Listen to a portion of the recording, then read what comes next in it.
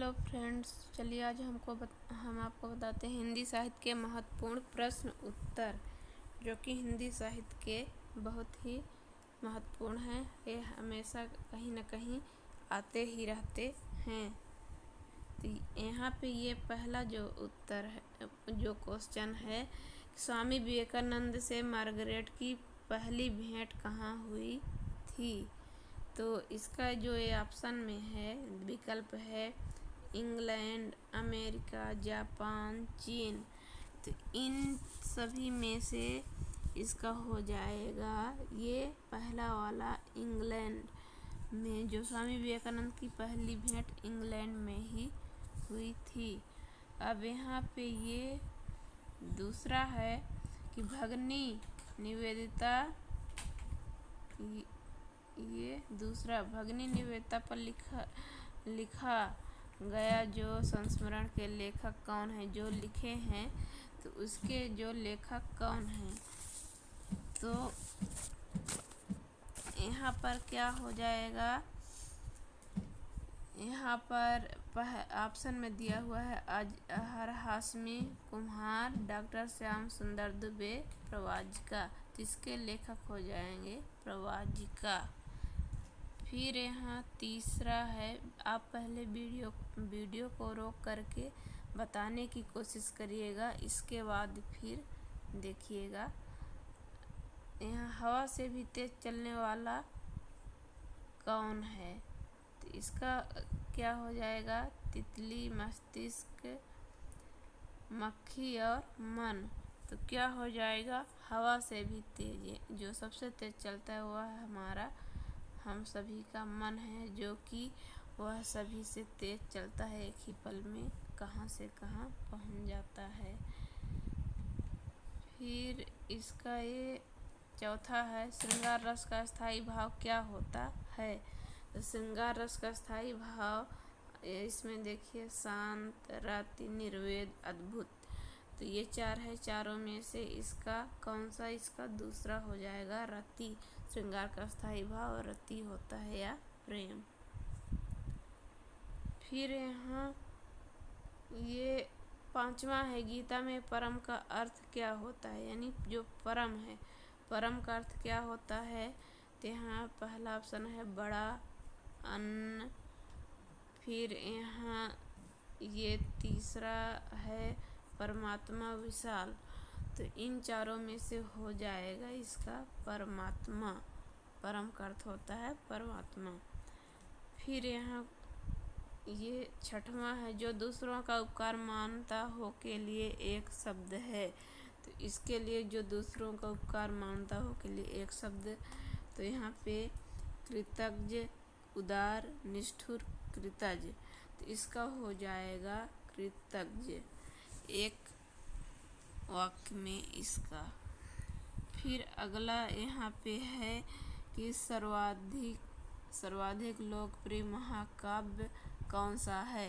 तो सबसे ज़्यादा रामचरितमानस, कामायनी, साकेत, पद्मावत, ये चारों क्या है, महाकाव्य ही है।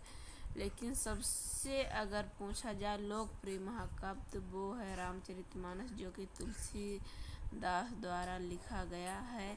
और ये जो कामायनी है, ये शंकर प्रसाद द्वारा लिखी गई है। साकेत जो है तो ये दूसरे ही कोई लिखे हैं, अभी याद नहीं आ रहा है। पद्मावत मलिक मोहम्मद जायसी लिखे हैं। तो इस प्रकार से ये चारों ही महाकाव्य ही है।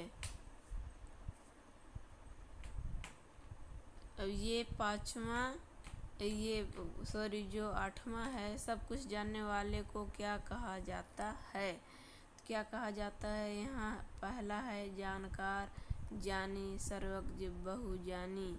तो इसका हो जाएगा सर्वज्ञ। जो सब कुछ जानता है उसे सर्वज्ञ कहा जाता है। फिर यहाँ है नौवां, चौराहा में कौन सा समास है। यहाँ चौराहा में कौन सा समास है, इसका कौन सा हो जाएगा।